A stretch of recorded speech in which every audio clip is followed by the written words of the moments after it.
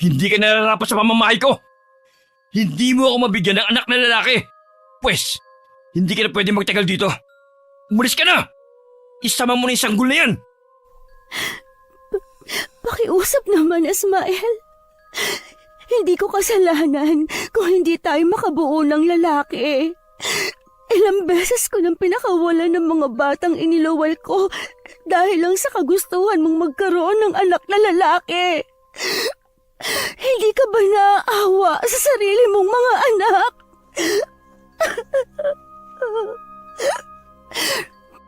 Sinabi nang umalis ka na eh.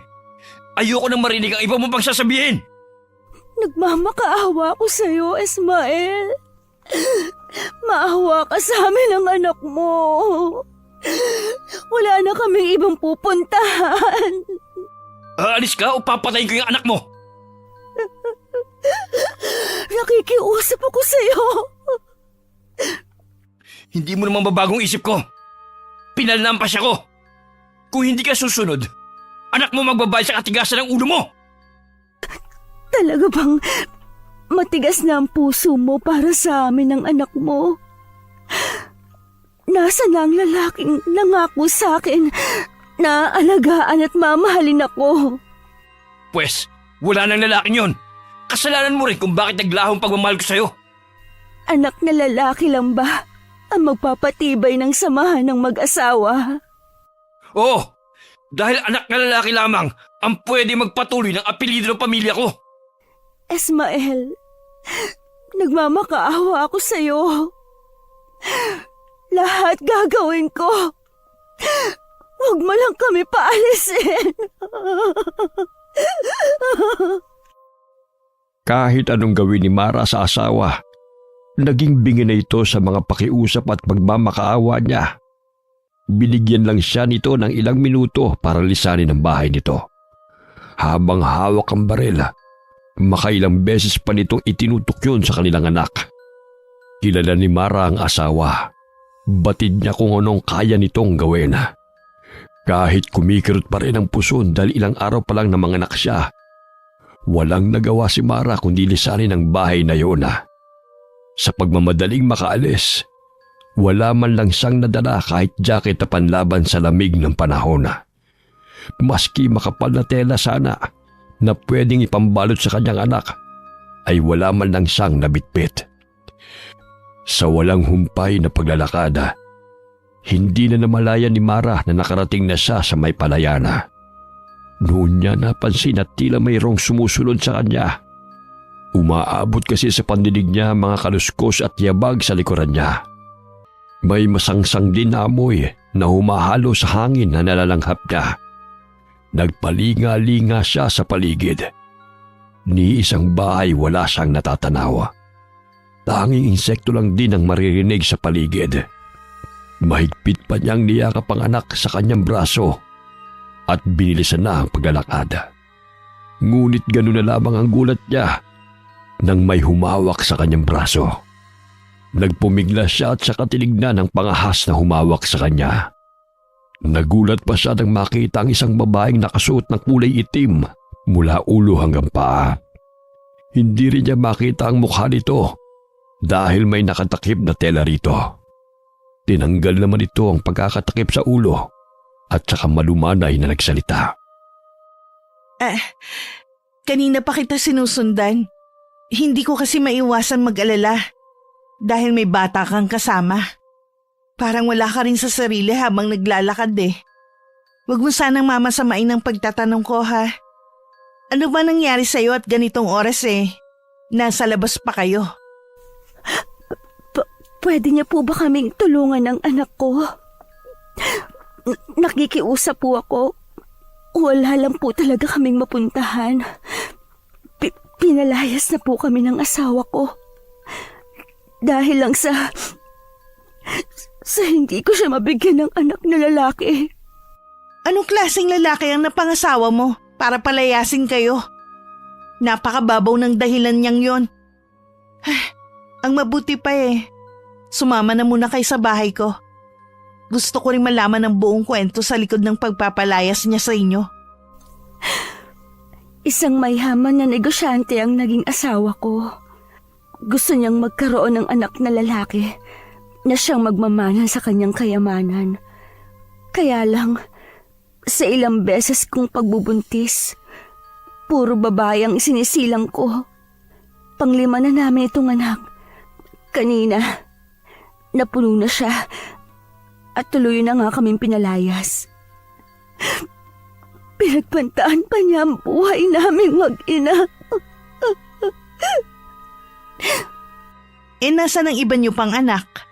Bakit ang sanggol lang na to ang kasama mo? Sabi ng asawa ko, pinaampun daw niya ang mga anak namin. Pero hindi ako naniniwala sa sinabi niya. Iba ang kutob ko. Nararamdaman ko na may masamang ginawa ang asawa ko sa kanila. Napakasama naman ng asawa mo para may gawing masama sa anak niyo. Anong balak mong gawin ngayon? Hindi ko pa alam. Basta, isa lang ang maipapangako ko. Bubuhayin ko ang anak ko kahit ako lang ang mag-isa. Kaya lang, hindi ko alam kung paano magsisimula. Wala naman na kasi akong pamilya na maaaring lapitan namin. Ganito, kung magtitiwala ka sa akin, pwede kayong tumira sa bahay ko. Maaari ko din alagaan ang anak mo para makapaghanap ka ng trabaho. Mahilig din kasi ako sa mga bata eh. Talaga ba? Naku, ngayon pa lang, nagpapasalamat na ako sa'yo. Tatanawin ko tong malaking utang na loob habang buhay. Hindi mo kailangan magpasalamat. Masaya ako na makatulong sa mga nangangailangan. Dahil sa kagalakang nararamdaman at sa wakas ay meron ng taong tutulong sa kanilang mag-ina, hindi na napansin ni Mara ang misteryosong ngiti na gumuhit sa labi ng babae. Wala siyang kamalay-malay na maling tao ang kanyang hiningan ng tulong. At balang araw, pagsisisihan niya ang bagay na yon. Pagdating sa maliit na bahay na tinitirhan ng babae, agad na naglatag ito ng sapin sa nag-iisang papag na naroon. Agad namang inihiga ni Mara ang anak doon.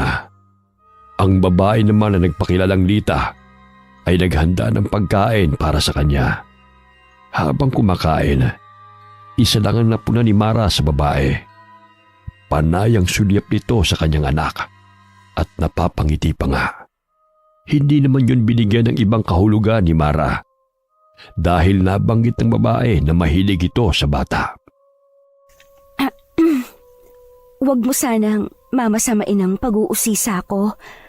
Wala ka bang asawa o pamilya na kasama dito? Matagal na akong iniwan ng asawa ko. Sumama siya sa ibang babae. Nung mga panahon na yun bagong kasal pa lang kami. Hindi rin pinalad na magkaroon ng anak. Matindi rin pala ang pinagdaanan mo. Siguro, kaya tayo pinagtagpo dahil may pagkakahaling tulad ang nangyari sa atin. Naisip ko din yun. Masaya din ako na makatulong sa kapwa ko. Naniniwala kasi ako na kung ano ang mabuting ginawa mo sa kapwa, yun din ang babalik sa'yo. Naniniwala ka rin ba doon? Oo naman. Marami pa silang napag-usapan bago nagpahinga. Hinayaan na lang ni Lita na mahiga ang mag-ina sa papag. Naglatag na lang siya ng banig sa sahig na yari sa kawayan at doon nahiga. Nang matiyak na natutulog na si Mara, hindi na niya napigilan na gumuhit ang malademonyong ngiti sa labi niya.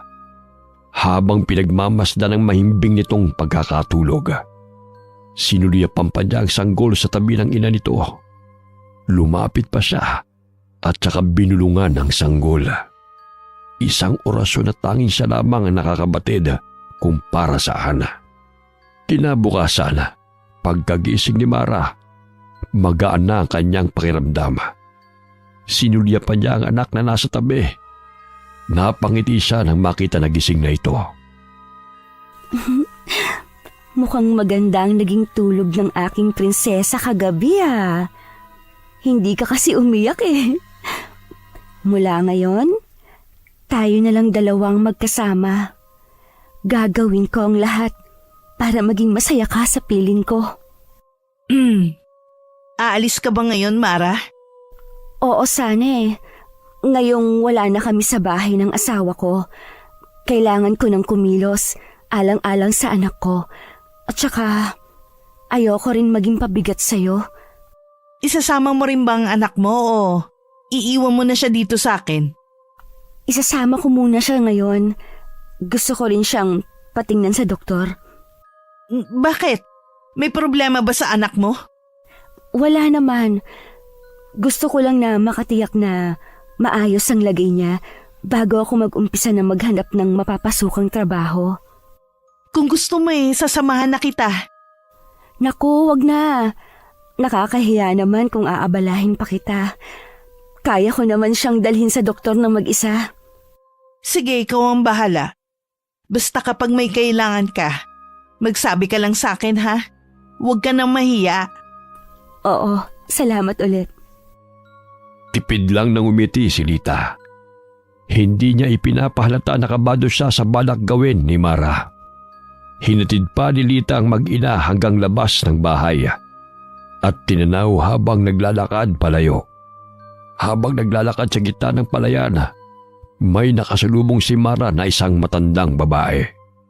Kilala ito bilang albularya sa lugar na yon, pero hindi na nakapanggagamot dahil nasiraan di umano ito ng bait. Nakatingin lamang ito sa kanya na tila siya talaga ang inaabangan. Aling Ising, ano pong ginagawa niyo dito? Ang layo na ng lugar na to sa bahay niyo Nakita kitang kasama ang babaeng yon. Mag-iingat ka sa kanya. Hindi mo alam ang kaya niyang gawin lalo na sa anak mo. Hindi totoo ang ipinapakita niyang kabutihan sa'yo. Hindi mabuti ang kanyang puso. Si Lita po ba ang tinutukoy ninyo? Wala naman po siyang ginagawang masama. Sa katunayan nga po niyan, tinulungan niya pa kami ng anak ko. Huwag kang magpapalin lang sa ipinapakita niyang kabutihan. Hindi yan ang tunay niyang kulay. Paalala lang to sa'yo. Mag-iingat ka. Pasensya na po, Aling Ising. Mauuna na po kami. Nagmamadali po kasi ako eh. Papatignan ko po kasi ang anak ko sa doktor. Teka lang, Mara. Hindi kita tinatakot. Nagmamalasakit lang ako sa'yo. Ayoko lang na mapahamak kayo ng anak mo. Hindi lahat ng nagpapakita ng kabutihan sa kapwa totoo ng mabait. Malaki po ang utang na loob ko kay Lita. Kung hindi dahil sa kanya, hanggang ngayon, tiyak na wala pa rin kaming masisilungan ng anak ko. Hindi naman po ata tama na pagkatapos ng ginawa niyang kabutihan pagdududahan ko pa ang pagtulong niya sa amin. Hay, bahala ka kung ayaw mo maniwala sa mga sinasabi ko. Baka wala ka pang kamalay-malay. Nilagyan na pala ng babaeng yun ng laso ng sumpa ang anak mo. Ano po bang ibig ninyong sabihin? Kung tama ang hinala ko, hindi na siya ang sanggol na yan. Kinuha na siya ng taong inaakala mong may busilak na puso na tumulong sa inyo. Nababalutan na ng hiwaga ang pagkatao niya. Kaya kung ako sa'yo, mag-iingat ka. Baka mamaya ikaw na ang mapunta sa impyerno. Hindi ko po maintindihan ang mga sinasabi ninyo. Pagdating ng panahon, maiintindihan mo rin ako. Kahit sa tingin ni Mara ay walang katuturan ng mga sinasabi ng matandang babae, hindi pa rin maiwasan na kumambog ng malakas ang kanyang bibdib sa matinding takot. May luhang tinitigan niya ang anak sa kanyang braso. Nang muli siyang mag-angat ng paningin, wala na si Aling Ising. Hinamig na lamang niya ang sarili bago mabilis na umalis sa lugar na yon.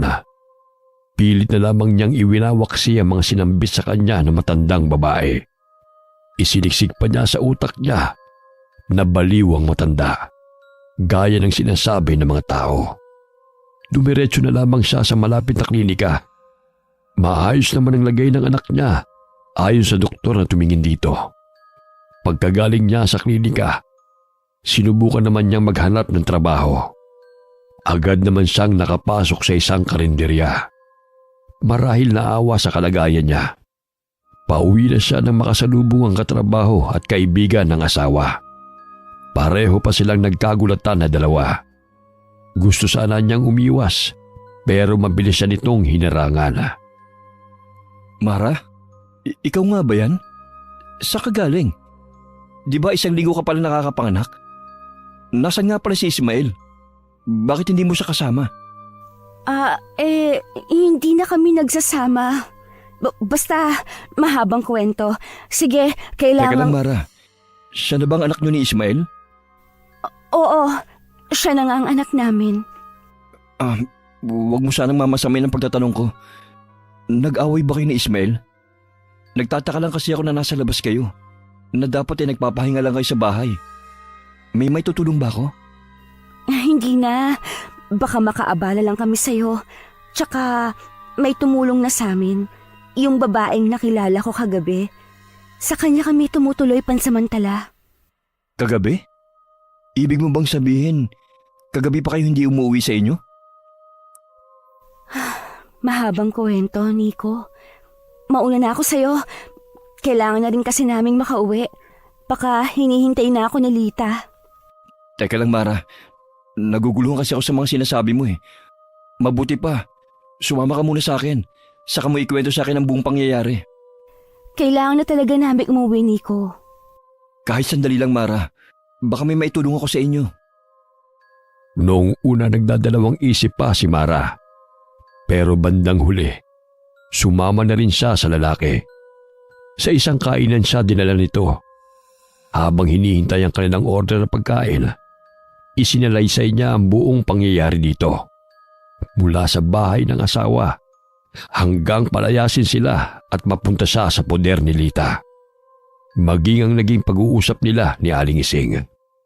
Hindi naman makapaniwala ang lalaki sa mga nalaman. Bakas dito ang pagkadismaya para sa asawa ni Mara.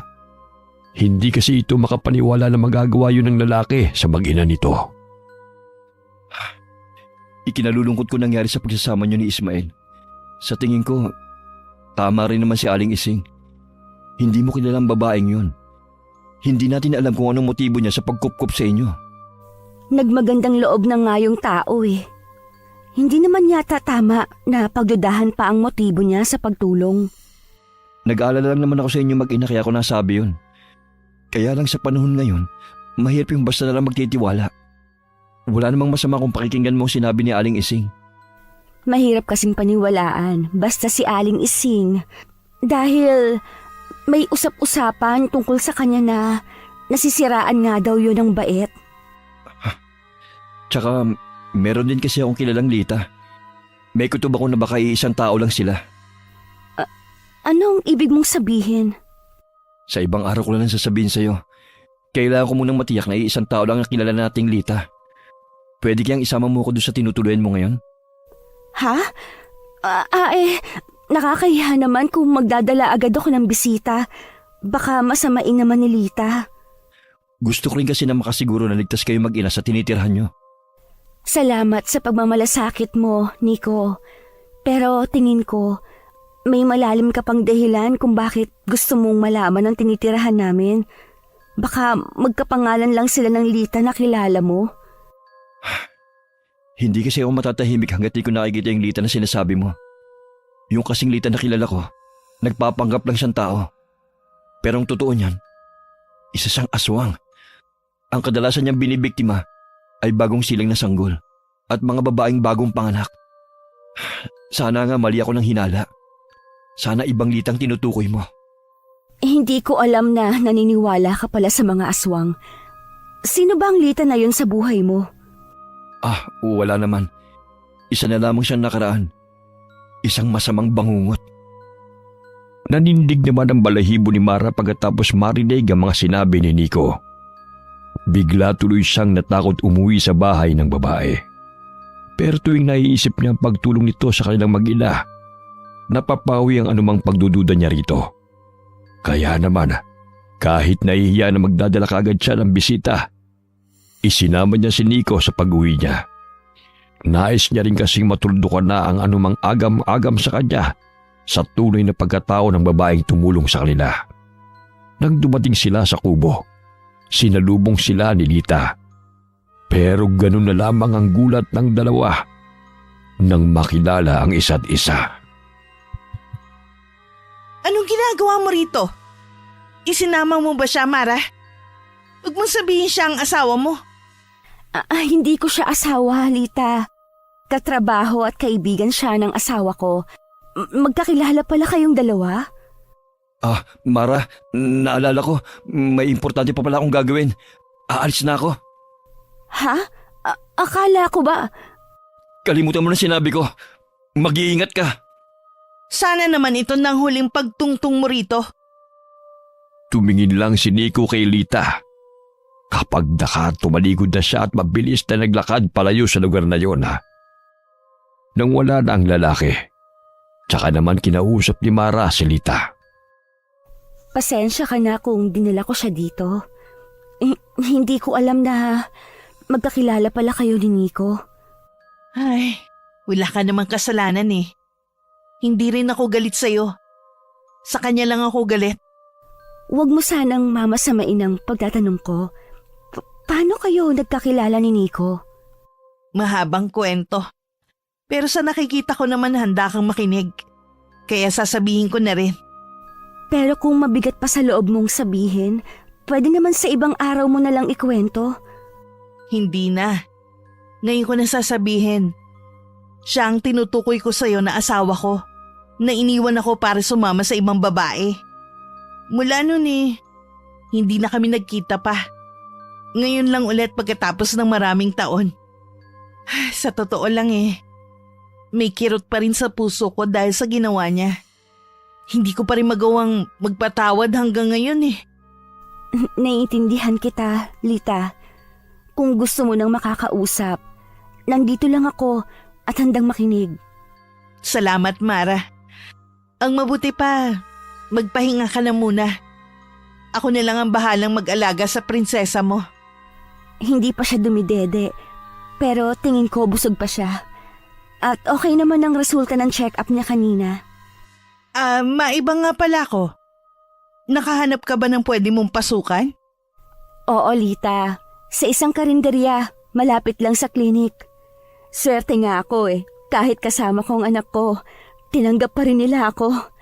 Nakita ko kasi yung paskil nila na kailangan nila ng tindera. Sinabi ko naman na may mag-aalaga sa anak ko kapag nagtrabaho na ako. Mabuti naman nakahanap ka agad ng mapapasukan. Huwag ka lang masyadong magpapakapagod. Baka kasi mabinat ka. Huwag ka mag-alala sa prinsesa mo. Ako ang bahala mag-alaga sa kanya. Maraming salamat, Lita. Alam ko na aalagaan mo mabuti ang anak ko. Hindi ko lang siya aalagaan.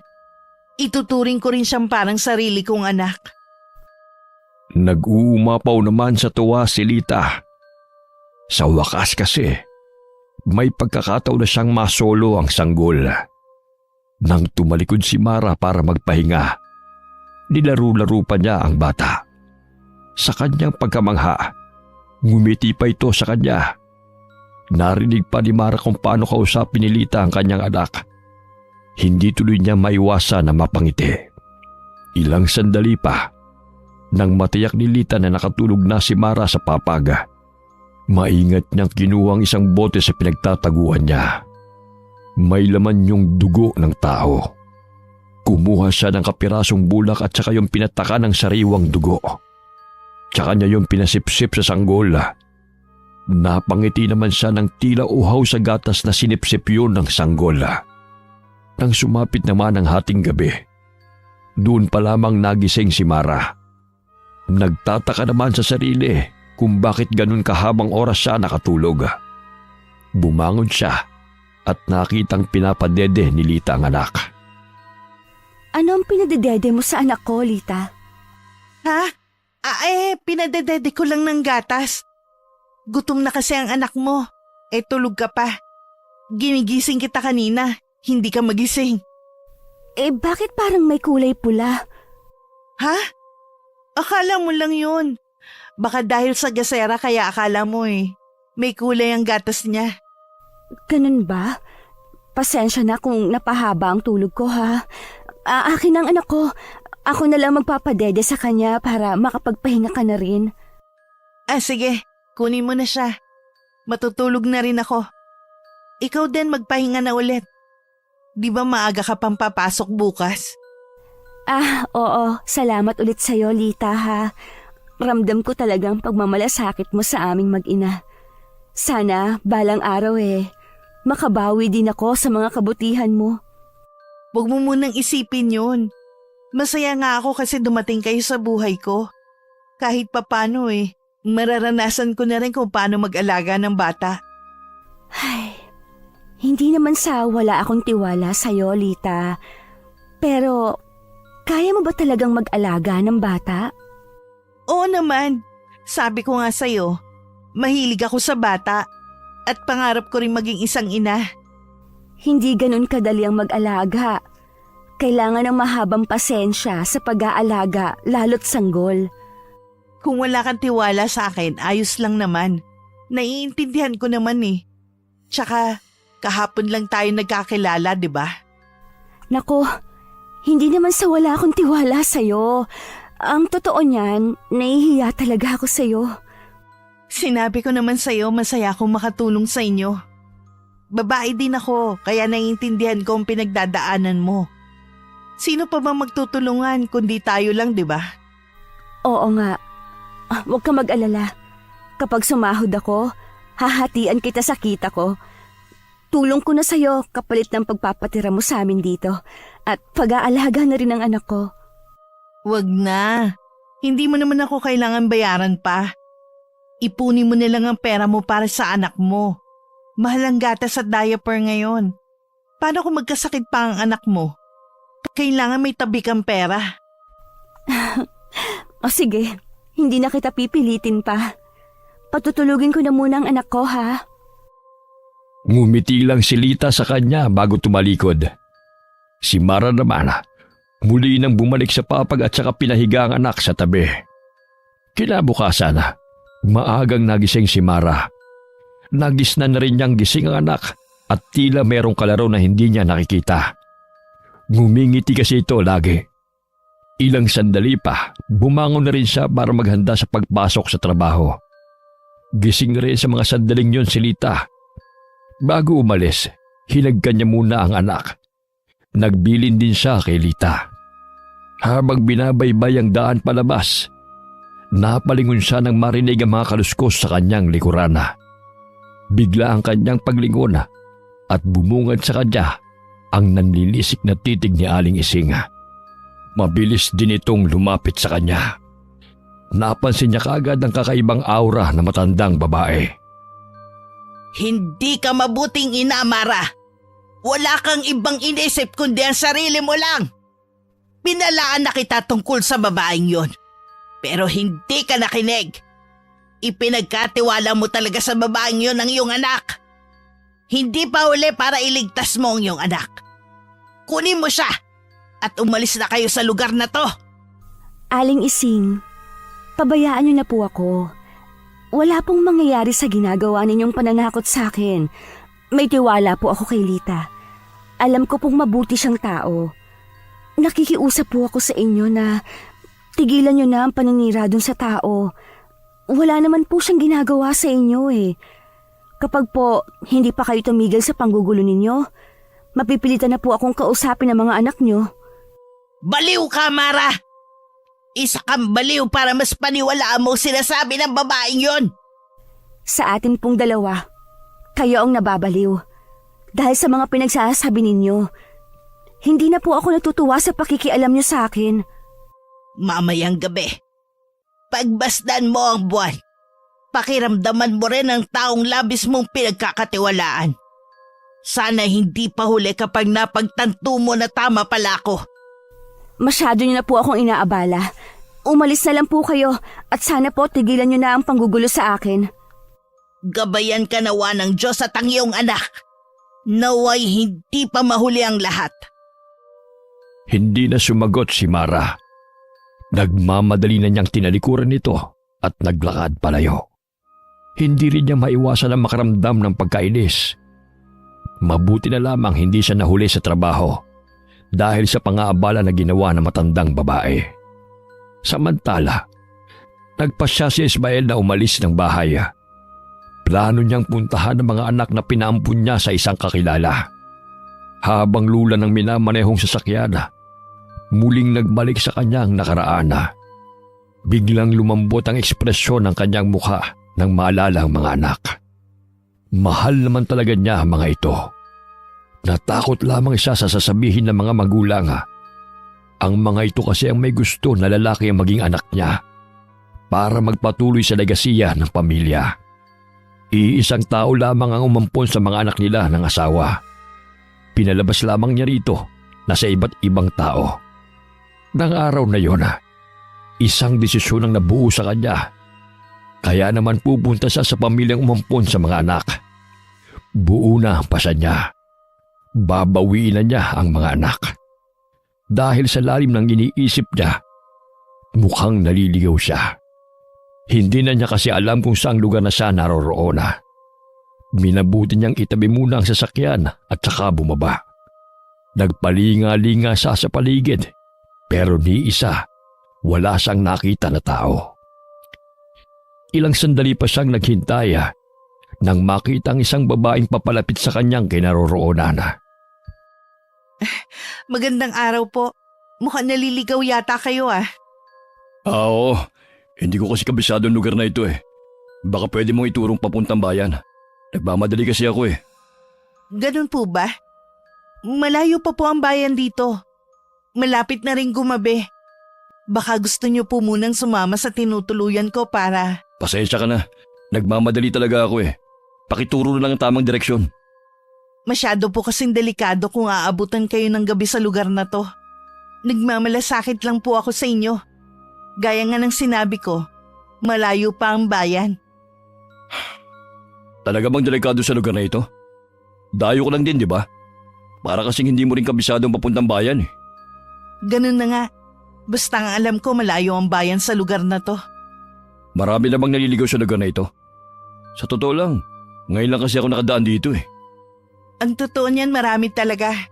Marami nagpapatunay na mahiwaga daw ang lugar na to. Tila ba sinasadyang iligaw ang mga motoristang katulad mo? Taga-kabilang baryo lang ako. Saka gusto ko makarating kagad sa pupuntahan ko. Naghanap ako ng mas madaling daan. Hindi ko naman nakalain na maliligaw ako. Huwag ka mag-alala. Makakarating ka rin sa pupuntahan mo. Tutulungan kita.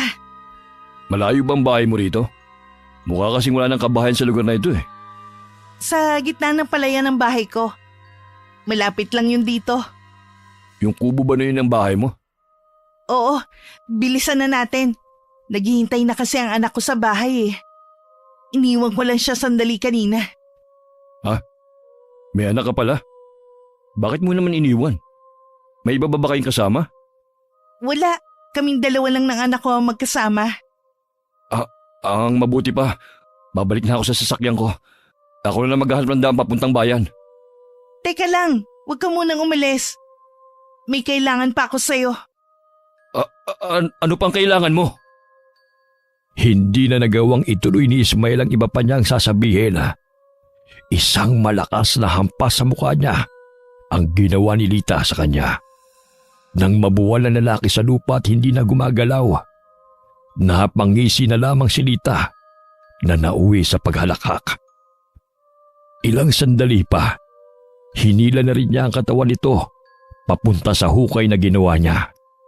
May kalayuan na yun sa bahay, kaya hindi mapapansin ng kahit na sino.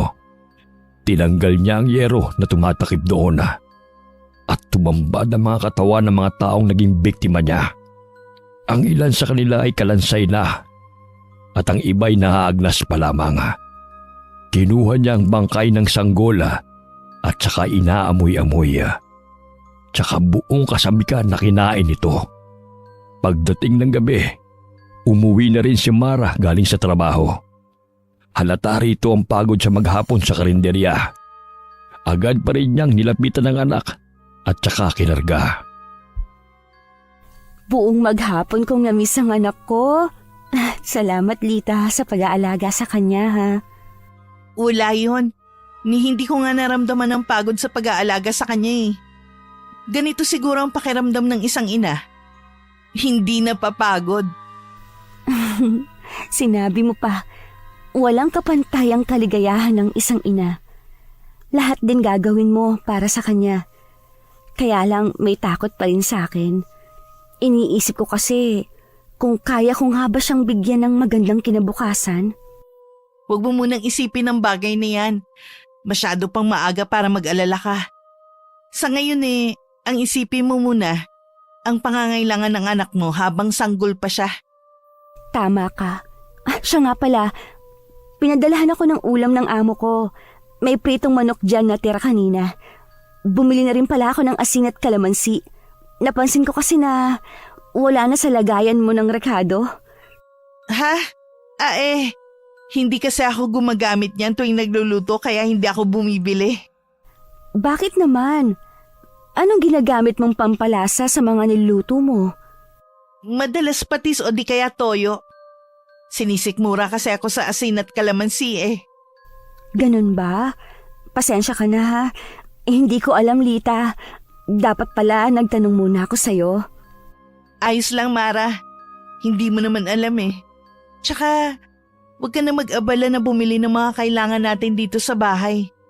Ako na lang ang bahala sa mga yon. O sige, ikaw nang bahala. Gusto mo na bang kumain? May dala rin pala akong sabaw. Tara, habang mainit pa. Ikaw na lang, Mara.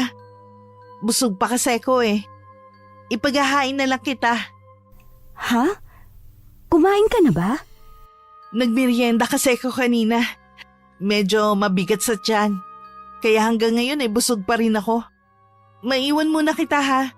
May kailangan lang akong gawin. Ha? Pero gabi na. Importante ba yan talaga? Oo, babalik din ako agad. Kumain ka na lang dyan para makapagpahinga ka na. Alam kong pagod ka sa maghapong trabaho. Nais pa sanang tumutol ni Mara, pero mabilis na tumalikod si Lita. Naiiling na lang na sinundan niya yon ng tingin na binalingan na lamang niya ang pagkain. Hindi naman talaga siya nagugutom, pero kailangan niya pa rin kumain para may lakas siya. Madilim naman ang anyo ni Lita habang naglalakad palayo. Nakarating siya sa bahay ni Aling Ising. Biglang kumuyom ang kanyang kamao nang makitang matandang babae. Malalaki ang mga hakbang na nilapitan niya ito. Nang mapansin siya nito, hindi man lang ito kinakitaan ng takot. Bakit ba ang hilig mong mangialam na matanda ka ha? Binalaan na kita noon, di ba? Huwag mong sirain ang mga plano ko. Pero hindi ka nakinig. Ngayon, pagbabayaran mo ang mga ginawa mo. Wala akong ginawang mali, Lita. Kahit patayin mo ko ngayon, hindi ko pagsisisihan ang ginawa ko. Kung ako sa'yo, palayain mo na ang batang yon. Sino ka para utusan ako? Walang sino ang maaaring magdikta sa dapat kong gawin. Akin ang batang yon. Akin lang. Ako lang ang karapat-dapat na maging ina niya. Wala nang iba.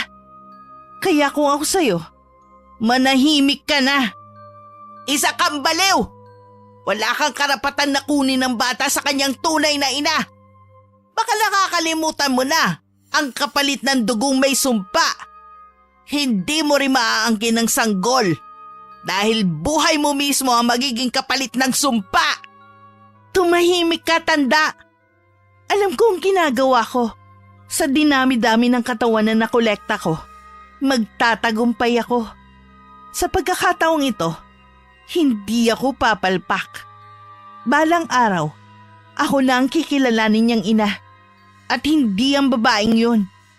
Desperada ka na nga, Lita. Minsan ka na nga nagkamali ng desisyon. Pero gagawa ka na naman ng isa pang maling desisyon. Kailangan pa bang humantong sa ganito? Wala kang alam, tanda, sa mga pinagdaanan ko noon. Kaya tama lang na gawin ko to. Alam ko lahat ng nangyari sa'yo, Lita. Isa kang aswang na umibig sa ordinaryong lalaki. Para mapasayo siya, nilinlang mo siya. Minahal ka niya ng totoo pero anong ginawa mo? Ginamit mo lang siya para makapaghiganti ka sa mga taong dahilan ng pagkamatay ng una mong anak. Natutunan ko rin naman mahalin si Nico. Pero kung kailan naman nahulog na ng husto ang loob ko sa kanya, tsaka naman siya nagpasyang iwan ako. Tama lang na iwan ka niya. Dahil isa kang halimaw. Naging halimaw lang ako dahil na rin sa kagagawa nila. Pinatay ng mga taong yun ang anak ko. Dapat lang na sa mga sanggol din ako gumante. Para matikman nilang puot ko. Balang araw, pagsisisihan mo ang lahat ng ginawa mo. Wala akong nararamdaman ng pagsisisi. Wala na ako noon. Ni konsensya na ubos na rin. Ang natitira lang sa akin ngayon ay puro galit. Naiwan naman na natigilan si Aling Isinga. Bumuway ang tayo niya dahil sa matinding kaba na pilit itinatago kanina. Inilibot pa niya ang paningin sa paligid pero hindi niya na nakita pa si Lita. Sumagi bigla sa kanya kung puntahan kaya niya ito sa kubo nito sa gitna ng palayan. Pagkatapos ng ilang sandaling pag-iisip, kinuha lang niya kanyang alampay at saka lumakad na. Tuloy-tuloy siyang pumasok sa kubo at nadatnan niyang nagliligpit sa kanugnog na kusina si Mara. Tumikhim siya para mabatid nito ang kanyang presensya. Nagulat naman ito nang makita siya. Ano po bang ginagawa niyo dito? Anong sadya niyo? At saka po, hindi kayo pwede na basta lang papasok dito. Umalis na kayo ng anak mo dito, Mara. Nanganganib ang buhay ninyo mag-ina. May masamang binabalak sa inyo si Lita. Sige na, ilayo mo ng anak mo rito. Nakikiusap ako na makinig ka sa akin. Bakit hindi niyo po tigilan ang paninira niyo sa tao? Sa ilang araw na ako dito, wala pang pinakitang masama sa akin si Lita. Nakakatulong pa po siya sa pag-aalaga ng anak ko. Kaya nakikiusap ako. Umalis na kayo bago pa siya dumating. Nahihibang ka na rin. Ano? Nahawa ka na sa kabaliwan ni Lita? Ay, hindi po ako hibang. Kayo po ata itong nababaliw, gaya ng sinasabi ng mga tao sa inyo. Dahil wala pong matino ang pupunta sa isang bahay para magsalita ng walang katuturang bagay. Nakaramdam ng kakaiba sa kaharap si Aling Isinga. Nag-isip siya ng paraan kung paano mapapalabas ang babae. Nagkunwari siyang lalabas muna at kailangang magbanyo. Itinuro naman ito kung saan siya maaari magbanyo. Pagkababa ng kubo, naghanap ng mapagtataguan si Aling Isinga at saka hinintay ang pagbabago ng anyo na nagkukunwaring si Mara. Nagulat naman si Lita sa biglang paglitaw ng matandang babae. Nang makabawi sa kabiglaan, ngumisi ng nakakaloko si Lita. Sa tingin mo kaya mapaglalalangan mo ko? Nasa na mag-ina? Saan mo sila dinala? Alam ko naman yun eh. Sadyang matalas pa rin ang pakiramdam mo sa kabila ng katandaan mo. Nasa na mag-ina? Huwag mo na silang hanapin pa. Wala nang mag-ina. Nag-aksaya ka lang ng oras mo sa pagpunta mo rito para iligtas sila. Hindi ako naniniwala sa'yo. Nararamdaman kong buhay sila. Pakawalan mo sila. Huwag mo na silang idamay sa kamiserablehan ng buhay na meron ka. Hayaan mo na silang mamuhay ng normal. Sino ka para sabihan ako ng kung anong dapat kong gawin? Huwag mong kalilimutan na nasa teritoryo kita. Magagawa kong paslangin ka ora mismo. Sinasabi ko sa'yo, hindi mo ko kakayanin. Hindi kailangan umabot pa sa marahas na engkwentro ang paghaharap nating to. Hanggat maaari, gusto kong daanin sa mahinahon na pag-uusap. Sa kabila ng ginagawa mo, may puwang pa rin ang awa ko sa'yo. Kaya nakikiusap ako. Pakawalan mo na ang mag-ina. Tumigil ka na sa pagkitil ng mga inosenteng tao. Wala ka na magagawa pa. Huli na ang lahat. Sarado na ang puso't isipan ko sa mga pakiusap. Binago ko ng mga taong sinasabi mong inosente. Ginawa nila akong halimaw. Kaya tama lang na mamatay silang lahat. Pagsisisihan mo rin sa huli ang mga ginagawa mong to. Ikaw ang magsisisi sa bandang huli. Dahil hindi mo nagawang iligtas sa mga kamay ko ang mag-ina. Wala kang kwenta. Hinintay mo pa talaga na maisagawa ko ang huling balak ko sa kanila bago ka kumilos. Anong ginawa mo sa sanggol? Gusto mo talagang malaman, ha? Sa unang gabi pa lang niya sa bahay na to, pinulungan ko na siya ng aking sumpa. Habang lumilipas ang mga araw, unti-unti nang magbabago ang sanggol na yun. Hindi na siya anghel na mula sa kanyang ina.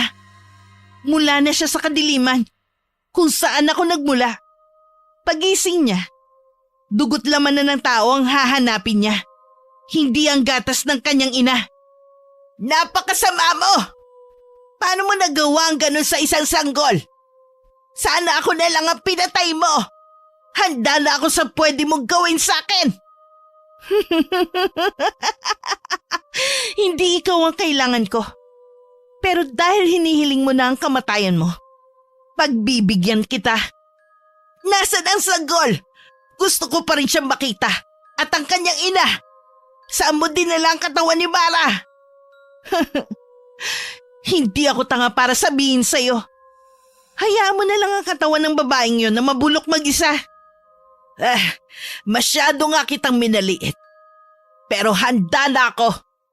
Ngayong gabi, tatapusin ko na ang kahibangan mo. Talaga?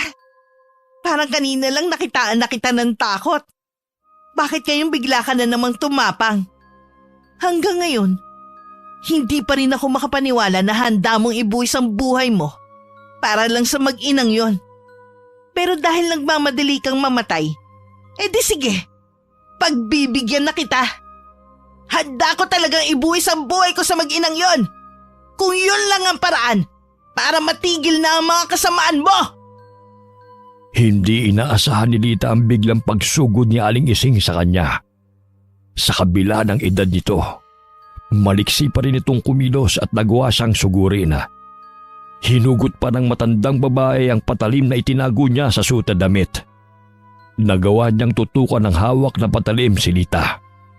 Nanginginig naman ito sa takot habang nakatingin sa patalim na nakatutok sa kanya. Nagpupumilit pa itong pumiglas, pero sadyang malakas ang matandang babae. Huwag mo kong maliitin, Lita! Hindi ka nag-ingat sa maaari kong gawin. Ngayon, sabihin mo sa akin kung saan mo dinala ang mag-ina. Sa tingin mo, mapipilit mo kung ilabas sila? Talagang matigas ka, ha? Alam mo ba ang patalim na to ay may katas ng kalamansi? Oras na dumikit to sa balat mo, pwede kang mamatay. Ilayo mo sa akin yung tanda. Magtapat ka na muna. Hayop ka, matanda ka. Ikaw, mas matindi pa sa isang halimaw. Wala kang malalaman sa akin. Kung ganon, mabuti pang malaman ng taong bayan ng tunay mong pagkatao para sila na lamang ang bahalang pumatay sa'yo. Hindi mo magagawa ang bagay na yan. Inaaksaya mo lang ang oras ko, Lita. Mamili ka. Ibabaon ko tong patalim sa'yo o taong bayan ang bahala sa'yo. Anong mang oras, darating na sila. Huwag Ising! Nakikiusap ako! Napalunok si Lita. Alam niyang wala na siyang magiging taka sa pagkakataong yun. Pero hindi naman siya makakapayag na basta-basta na lang magpatalo. Nang lumuwag ang pagkakahawak sa kanya ng matandang babae, huminga pa siya ng malalim. Naramdaman pa niya ang paghapdi sa kanyang balat sa leeg. Hinawakan pa niya yun. Bagamat lumuwag ang pagkakahawak sa kanya, nakatutok pa rin sa kanya ang patalim. Magsasalita ka ba o gusto mo bang? Oo, Sasabihin ko na. Mabuti kung ganon. Hindi ko lang maintindihan kung bakit kailangan mo pa silang hanapin. Hindi mo naman sila kaano-ano. Bakit ba ganun na lang ang pagmamalasakit mo sa kanila? Dahil hindi ko matiis ang mga ginagawa mo. Marami nang pinagdaanan si Mara.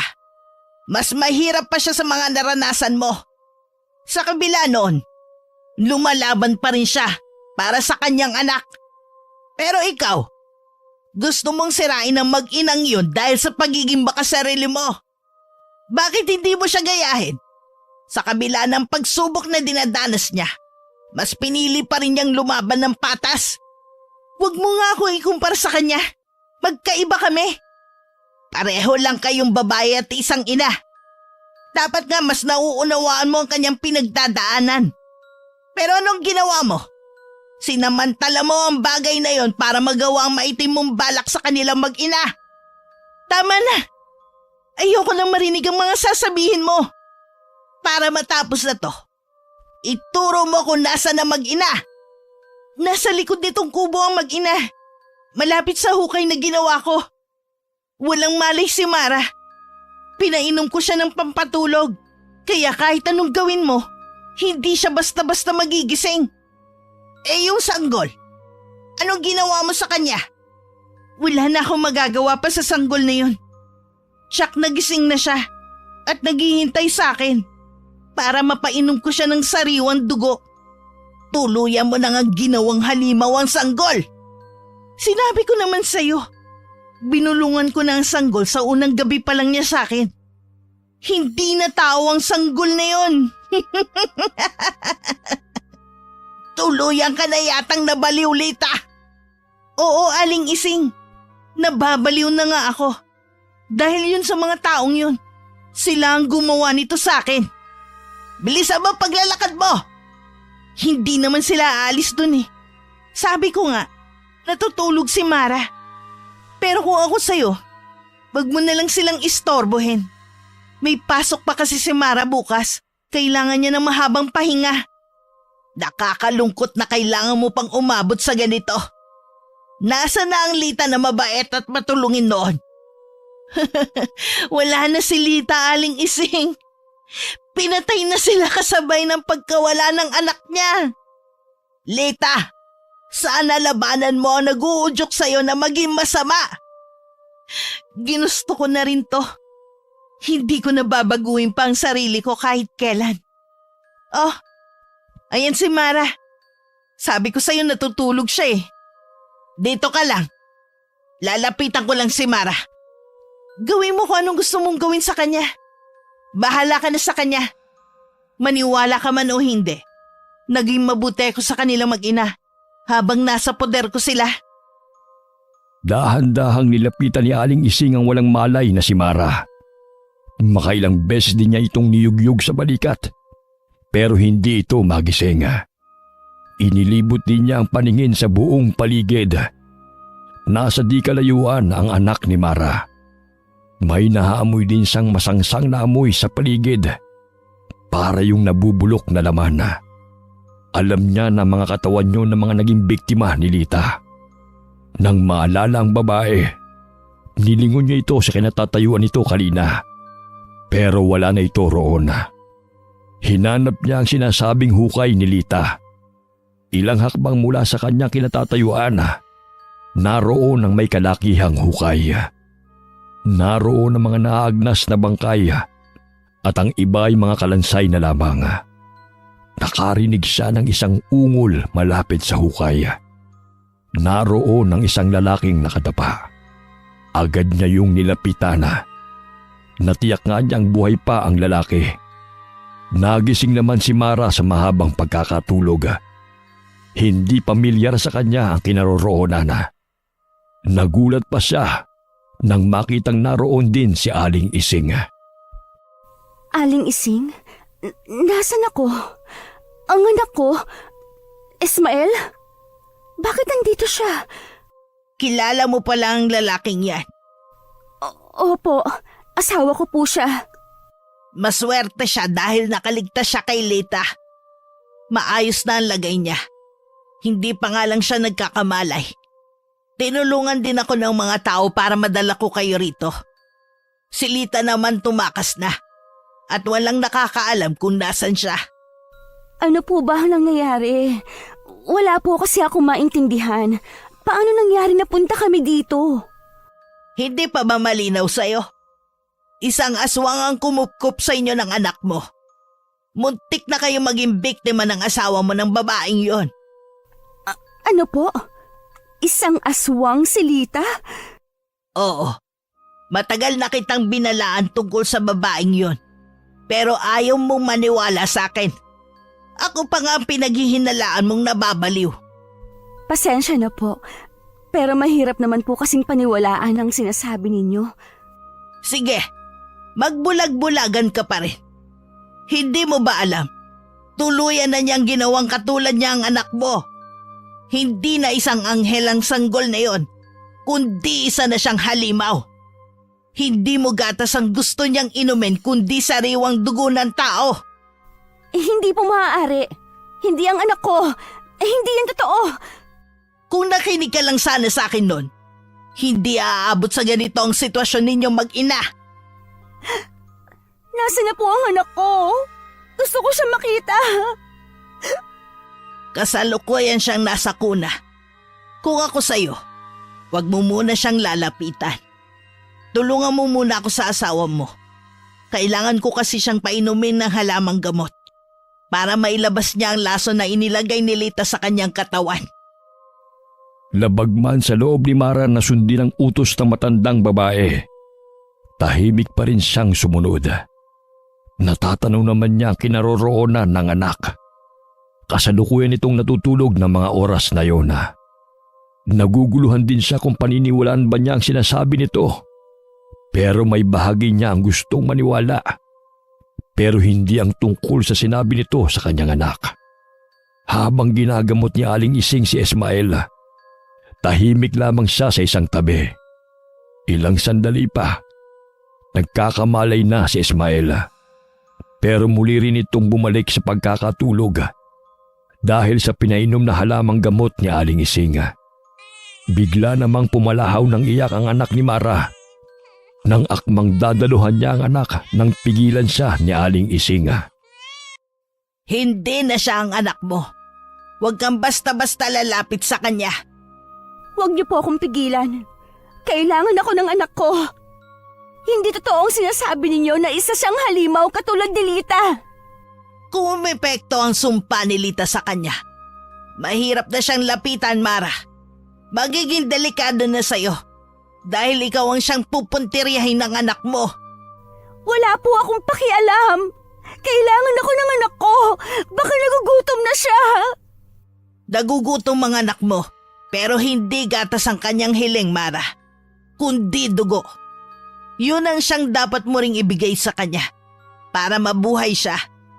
Subalit alam kong hindi pwede at kinakailangan na maputol ang sumpang yan. Hindi halimaw ang anak ko. Pagmasdan mo ang anak mo, Mara. Hindi na siya normal na sanggol. Bakit naging halimaw ang itsura ng anak ko? Paano nangyari yun? Ikinalulungkot ko. Pero wala na tayong magagawa para bumalik pa siya sa dati. Kasalanan ko ito. Patawad, anak. Hindi sana mangyayari sa'yo to kung nakinig lang ako.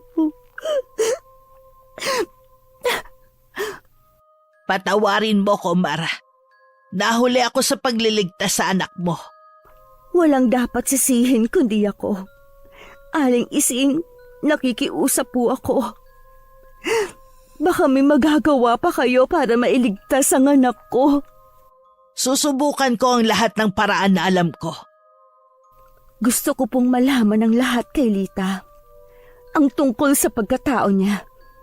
Gaya ng sinabi ko sa iyo noon, isang aswang si Lita. Ang kanyang kadalasan na pinupunteriya ay mga sanggol. Dahil yun sa kanyang anak na pinatay ng mga tao. Anak? Sabi niya, hindi pa siya nagkakaanak. dahil iniwan siya ng kanyang asawa para sa ibang babae. Nagsinungaling siya sa'yo. Meron siyang anak sa una, pero pinatay yun ng taong bayan. Nagkaroon muli siya ng anak sa asawa niya, pero pinatay yun ng mga tao dun sa kabilang baryong tinitirhan nila dati. Dahil isa nga siyang aswang. Hiniwalayan din siya ng kanyang asawa dahil nilinlang niya ito. Sa una pa lang, hindi na siya nagsasabi ng totoo sa akin. Oo, yun din ang dahilan kung bakit dito na siya nanirahan. Mabait naman talaga si Lita noon. Mahilig siyang tumulong sa kapwa. Ngunit nabulgar ang kanyang lihim na iniingatan. May nakakita kasi sa kanya na kinakain niya ang kanyang biktima. Mula noon, tinugis na siya ng taong bayan. Dahil hindi siya natagpuan, ang anak niya ang pinuntirya nila. Sa araw din bang yon, pinatay ang kanyang anak at tumakas ang kanyang asawa?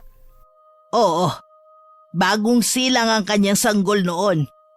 Dahil na rin sa takot ni Lita nang makita siya ng isang mangingisda. Nagtago siya at hindi niya nabantayan ang kanyang anak. Nang umuwi siya sa kanila, sunog na ang kanilang bahay. Mula noon nag-umpisa na ang kanyang paghihigante. Kung alam ko lang sana na isa siyang aswang, hindi ko hahayaang ipagkatiwala sa kanya ang anak ko. Naiintindihan kita na nangangailangan ka ng matutuluyan ng gabing yon. Wala kang malapitan kaya sinamantala niya yon. Pero lahat ng taga rito, alam ang pagkatao niya. Wala nga lang nangangahas na kalabanin siya dahil sa matinding takot. Kilala niyo po ba ang naging asawa niya? Ang pangalan ng asawa niya ay Nico. Pinalot ng matinding takot si Mara nang matiyak na si Nico na katrabaho at kaibigan ng asawa ang tinutukoy ni Aling Ising. Nahinto naman ang kanilang pag-uusap nang makarinig ng malakas na kalabog sa silid na pinaglagyan nila ng kanyang anak. Mara, huwag mo lalapitan ng sanggol! Papanganib ang anak mo!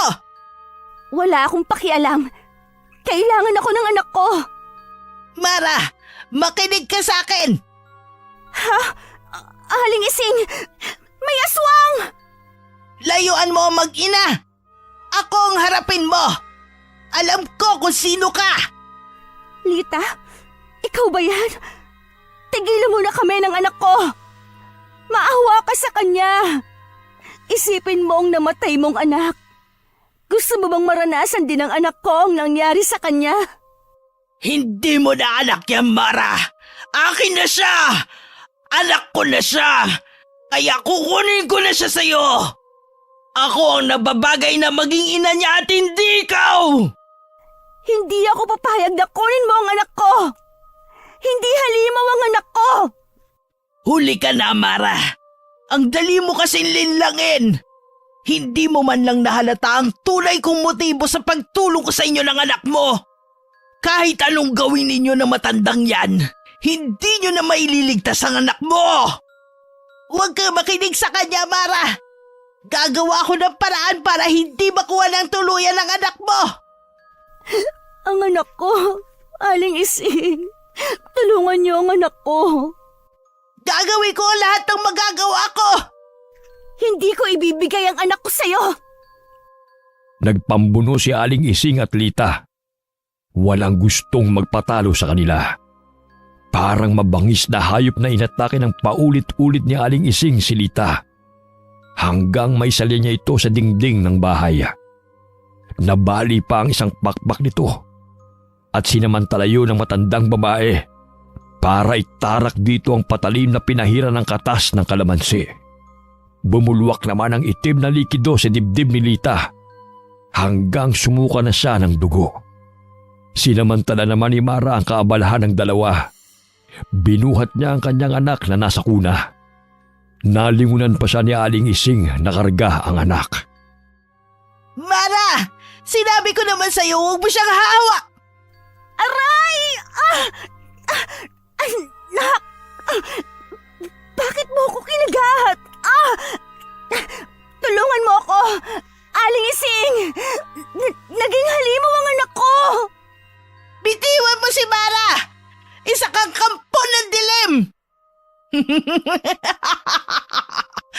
Sabi ko naman sa inyo, hindi niyo ako matatalo. Ang anak ko magpapatuloy sa akin na simulan. Magkita na lang tayo sa impyerno! Hindi mo siya anak. Aling Ising, ang anak ko. Hayaan mo na siya. Wala na tayong magagawa pa. Tuluyan na siya naging halimaw. Anak ko. Kasalanan mo to, Lita. Ibalik mo sa dati ang anak ko. Wala na si Lita. Patay na siya. Malalim ang mga tinamumong kagat. Kailangan magamot ka agad. Kukunin ko lang ang mga gamit ko. Hindi ko po kayang mabuhay pa. Kung mawawala ang anak ko sa akin, mabuti pang mawala na rin ako. Huwag kang susuko, Mara. Hindi pa ito ang katapusan ng lahat. Tandaan mo, hindi mo man mailigtas ang buhay ng anak mo. Ang isipin mo, maililigtas mo siya sa pagiging aswang. Hindi ko kayang kitlin ang buhay ng sarili kong anak, Aling Ising. Magkasama natin pupuksain ng halimaw na yon. Lumaban ka, Mara. Yun din ang gugustuhin ng anak mo. Hindi ang maging halimaw na papatay sa mga inosenteng tao. Hindi ko po kaya, Aling Ising. Kapag hindi mo ginawa ang tama, para mo na rin hinayaang magtagumpay si Lita sa masama niyang plano sa inyong mag-ina. Pwede po bang kayo na lang ang gumawa? Binibigyan ko po kayo ng permiso na gawin kung ano ang tama. Ayoko ring magdusa ang anak ko katulad ni Lita. Oo, Mara. Gagawin ko ang sinabi mo. Alam ko masakit sa'yo bilang ina. Pero isipin mo na lang na hindi lang anak mo ang maliligtas mo. Pati buhay ng ibang tao. Nang makarinig sila ng palahaw ng sanggol, agad na kinuha ni Aling Ising ang kanyang patalim at saka nilapitan ang sanggol sa sahig. Nang makita nito ang kanyang paglapit, tumahan ito ng iyak. Pero bigla rin nagbago ang anyo nito.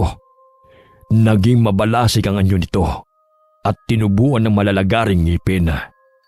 Nang akmang ibabaw na ni Aling Ising ang patalim sa dibdib ng sanggol, bigla itong lumundag papuntang bintana at saka biglang nawala sa kadiliman ng gabi. Akma sana niyang hahabulin ito nang marinig ang mga ungol ni Mara na nahihirapan. Binalikan niya ito at ginamot muna. Ilang sandali pa, bumuti na rin ang lagay ni Mara. Ligtas na ito sa kapahamakan sa kabila na nangihina pa rin. Nagising na rin ng mga sandaling yon si Ismael. Nakakilala kagad niya si Mara. Nagtatanong ang mga mata niya sa matandang babae. Paano napunta rito ang asawa ko? Maraming nangyari sa kanya mula nang pagtabuyan mo siya sa bahay ninyo. Muntik na rin siyang mapahamak sa kamay ni Lita. Lita? Yung babaeng yun, muntik niya na akong patayin. Maswerte ka dahil nakaligtas ka sa kamay ng aswang na yon. Aswang ang babaeng yun? Oo, siya ang dahilan kung bakit nasa ganitong kalagayan ang asawa mo ngayon. Nasaan ang babaeng yun? Wala na siya. Ako ang pumatay sa kanya. Sino po ba kayo? Paano niyo nakilala ang asawa ko? Ang pangalan ko ay Ising. Dati akong albularya sa lugar na ito. Ikaw yung babaeng sinasabi nilang baliw? Ako nga. Hindi rin kita kilala. Tanging si Mara lamang ang kilala ko. Mabait ang asawa mo. Kaya nagtataka ako kung bakit mo hinayaang magpalaboy-laboy sila sa labas. Dahil doon, nag-cross ang landas nila ni Lita. Nasaan ang anak namin ni Mara? May kasama siyang sanggol nung pinalayas ko siya. Ay, ikinalulungkot kong sabihin. Pero isa ng ganap na aswang ang anak niyo. Ano bang pinagsasabi mo, ha? Totoo nga at ang baliw ka eh. Nasa iyo na kung maniniwala ka sa akin. Ito lang ang masasabi ko. Kasalukuyang naghahasik ng lagim ang anak mo sa labas. At tuwing sasapit ang gabi, patuloy siyang maghahanap ng mabibiktima niya. Paano ko nakakatiyak na nagsasabi ka ng totoo at hindi lang gumagawa ng kwento? Hintayin mo magkamalay ang asawa mo. Siya ang magpapaliwanag sa iyo ng lahat. Ano ba talaga nangyari kay Mara? Saan galing ang mga sugat niya? Kagagawa niya ng anak niyo. Sa sobrang pagmamahal niya. Nilapitan niya ito at hindi inisip ang sariling kaligtasan. Patawarin mo ako, Mara. Nagsisisi na ako sa ginawa ko sa inyo ng anak natin. Nakikiusap ako. Gumising ka na. Kailangan lang niya ng pahinga. Ligtas na siya sa kapahamakan. Salamat po sa tulong niyo. Hinawakan pa ni Ismael ang kamay ng asawa. Hindi na rin niya napigilan ang pangingilid ng luha dahil sa awa rito. Hindi rin niya maiwasan na haplusin ang mukha nito. Puno yun ng galos na tila kalmot ng isang bata.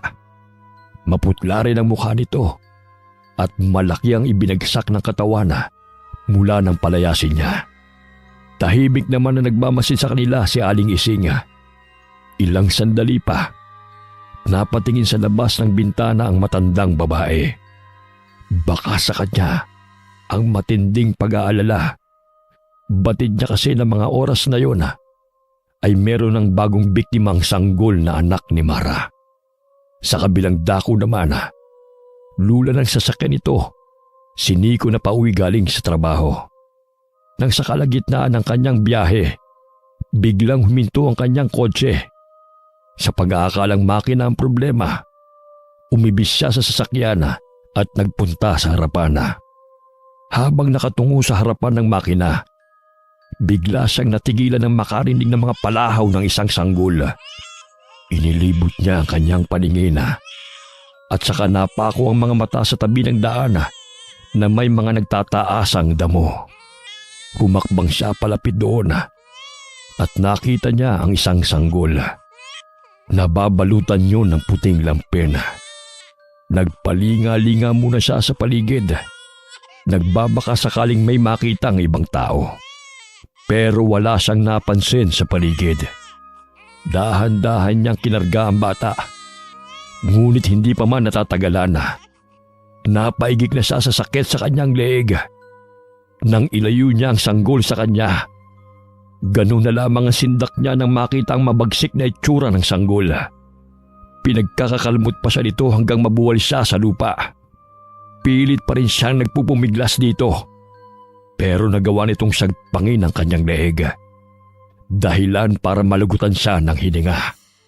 Pagsapit ng umaga, ang sanggol na naghahasik ng lagim pagsapit ng gabi ay mahimbing na natutulog sa kakahuyan kung saan walang pwedeng gumambala rito. Nang mga oras na yon, nagising na rin si Mara. Naipagtapat na rin niya kay Ismael ang mga nangyari. Patawarin mo ako, Ismael. Kasalanan ko kung bakit naging halimaw ang anak natin. Hindi ko siya nagawang iligtas kay Lita.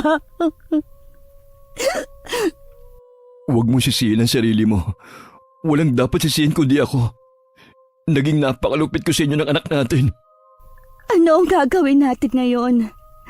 Kailangan natin siyang mahanap bago muling sumapit ang gabi. Dahil kung hindi, marami pa siyang mabibiktima. Hahanapin ko ang anak natin. Ako mismo tutugi sa kanya. Tahimik namang nakikinig sa kanila si Aling Ising.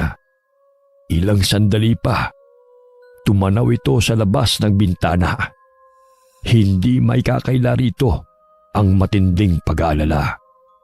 Hanggat hindi pa napapatay ang sanggol na yon, tiyak na babaluti ng matinding takot ang baryo na yon. Higit pa nung naghahasik ng lagim si Lita. Walang kamalay-malay ang tatlo sa gabing yon ay pupunta sa kanila ang sanggol ni Mara. Sila ang nais itong gawing biktima sa gabing yun. Narito ang anak mo, Mara. Ho? Nasaan po ang anak ko? Ikaw ang gusto niyang sunod na maging biktima kaya siya narito. Ako? Pero bakit? Hindi ba niya nararamdaman na ako ang kanyang ina? Wala nang kinikilalang magulang ang halimaw na yon, Mara. Iisa na lang ang paraan para matigil na ang pagkitil niya ng buhay. Yun ang patayin siya. Ako nang gagawa nun. Dumito ka ng Mara. Talaga bang magagawa mong patayin ang anak natin? Hindi na siya ang anak natin. Kampo na ng kadiliman ng batang yun. Pero, Meron Ismael... ba akong ipagtatapat sa'yo? Buhay pang iba nating anak. Sa iisang tao ko lang sila pinaampon. Pagkatapos ng lahat ng ito, pupunta natin sila at magsasama-sama na tayo. Totoo ba yan? Buhay sila? Oo, Mara. Maaari pa tayo magbagong buhay kasama nila. Akala ko talaga may ginawa ka sa kanila na hindi maganda. Patawarin mo ako kung ako man ang dahilan ng paghihirap ng kalooban mo. Hayaan mong bumawi ako sa'yo. Gusto ko na silang makita. Pagkatapos ito, pupuntahan natin sila. Pangako yan. Habang nag-uusap ang mag-asawa, lumabas naman si Aling Ising para harapin ang sanggol. Sa labas ng bahay, naroon ang sanggol. Matalim ang pagkakatitig sa kanya. Nang lumundag ito papunta sa kanya, nagpambuno sila nito at nagpagulong-gulong pa sa lupa. Nabitiwan pa ni Aling Ising ang patalim. Mabilis ang kilos ng sanggol at hindi niya ito mahuli. Nang kumalas ito sa kanya, mabilis siyang tumayo at dinampot ang patalim. Nang muli itong lumapit, inundayan niya ito ng saksak. Ngunit puro daplis lamang ang tinamo nito. Sa isang iglap, nakagat siya nito sa leeg. Pumulandit mula roon ang sariwang dugo. Sakto namang palabas ng bahay ang mag-asawa. Napasigaw na lang si Mara habang patakbong lumalapit sa matandang babae. Si Ismael naman ang humarap sa sanggol. Aling Ising, tatagan niyo po. Hihingi lang po ako ng tulong. Huwag na, Iha. Hindi na rin ako magtatagal. Huwag po kayo magsalita ng ganyan. Kailangan mo siyang tapusin. Ikaw lang ang makakagawa nun sa kanya. Hindi ko po ata kakayanin. Magagawa mo. Kailangan matapos na ang sumpa na ginawa ni Lita. Huwag mo hayaan na meron pang isang Lita ang maghahasik ng lagim sa baryo natin. Huwag na po kayo magsalita. Baka lalo lang makasama sa inyo. Ingatan mo ang sarili mo. Kalimutan mo na ang masasamang pangyayari sa buhay mo. Patawarin niyo po ako. Siguro kung nakinig lang ako sa inyo noong una pa lang, hindi na sana aabot sa ganito. Huwag mo laging sinisisi ang sarili mo. May dahilan kung bakit nangyayari to. Hayaan niyo pong bumawi ako sa lahat ng kabutihan niyo sa akin. Kunin mo to. Hawakan mo ang patalim na yan. Gawin mo hindi lang para sa akin. Maging sa anak mo. Oo po, gagawin ko po. Ilang sandali pa, lumuwag na ang pagkakahawak nito kay Mara. Tuluyan na ring binawian ng buhay si Aling Ising. Napahagulgul na lamang si Mara habang mahigpit na yakap ang katawan nito. May ilang sandali rin siyang nasa ganoong ayos bago nag-angat ang paningin. Nakita niya si Ismael na duguan at maraming sugat sa iba't ibang parte ng katawan. Siya naman ang binalingan ng sanggol. Sumisingasing pa ito sa pagkakatingin sa kanya. Tumayo siya at saka mahigpit na hinawakan ng tangan na patalim. Patawarin mo ako, anak. Pero hindi ako papayag na mayroon ka pang mapatay na mga inosenteng tao. Ako na ang tatapos sa'yo. Nang lundagan siya nito, mabilis na nakaiwas si Mara dito. Ngunit nagawa nitong mahagip ang kanyang braso. Nang muli itong umatake, nagawa niya itong bihagin sa mga braso niya. Kagat at kalmot ang natamo niya, pero hindi niya ito binitiwan. Hanggang sa iangat niya ang patalim na hawak. Patawad, anak ko. Mahal na mahal kita. Sa mismong dibdib ng sanggol niya itinarak ang punyal. Sa mismong mga braso niya, nawala ng buhay ang kanyang anak. Muling nagbalik sa normal ang anyo nito.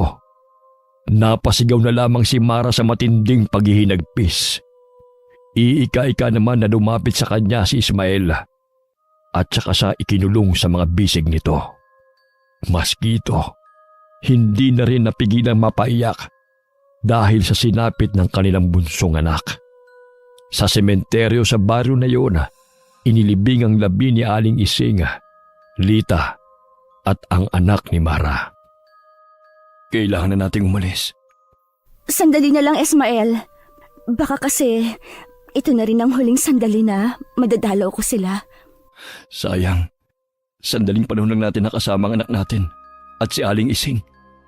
Oo nga, sa kanya ko nakita ang tunay na kabutihan at pagmamalasakit sa kapwa. Ibinuwis niya ang buhay niya para sa atin. Hindi ko makakalimutan ang kabutihan at pagsasakripisyo niya para sa inyo. Sana tanggapin pa rin ang anak natin sa langit. Hindi naman niya sinasadya ang mga ginawa niya. Maging si Lita. Alam ko, biktima rin lang siya. Nagpapasalamat din ako dahil binigyan pa rin niya tayo ng pagkakataon na makapagbagong buhay at maituwid ko mga pagkakamali ko. Tara na kung ganon. Gusto ko na rin makita ang mga anak natin. Tiyak na matutuwa silang makita ka. Bago umalis sa sementeryo, muling nag-usal ang mag-asawa ng panalangin para sa ikatatahimik ng kanilang mga kaluluwa. Pinuntahan na rin nila ang bahay ng taong umampon sa kanilang mga anak. Walang pagsidla ng saya kay Mara nang salubungin siya ng yakap ng mga ito at tawaging ina. Pinili na rin nilang manirahan sa malayong lugar kasama ng mga anak at magbagong buhay. Hindi man ganun kadali para kay Mara nakalimutan ang nakaraan. Sa tulong ni Ismael at ng mga anak, unti-unti na rin niyang natatanggap ang mga pangyayari. Pagkalipas ng ilang taon, muling nabuntis si Mara. Isang malusog na sanggol na babae ang kanyang isinilang. Kamukhang-kamukha ito ng anak niyang naging halimaw. Kaya siguro babae pa rin ang naging anak natin para makabawi ako sa naging pagkukulang ko sa bunso natin. Siguro nga. Pakamamahalin ko siya at iba nating mga anak. Sa paglipas ng mga taon, tinupad ni Ismael na magiging mabuti siyang ama at asawa kay Mara. Naging maayos at tahimik naman ang kanilang buhay sa isang malayong lugar. Bagamat may mga pagkakataon pa rin na naaalala ni Mara ang nakaraan, marami naman siyang natutunan sa pangyayaring yun sa kanyang buhay. Wakas. Hindi ka nararapat sa pamamahay ko!